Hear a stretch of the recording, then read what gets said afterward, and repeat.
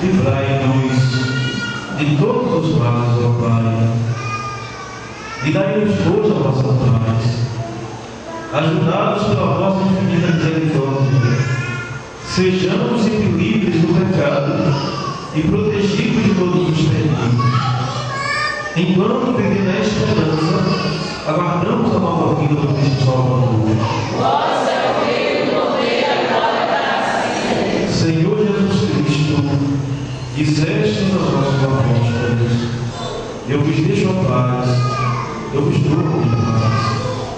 Não olheis os nossos ruins pecados, mas a fé que anima a vossa sacrifício. Dai segundo o vosso desejo a paz e unidade. Vós sois Deus, o Pai, e o Espírito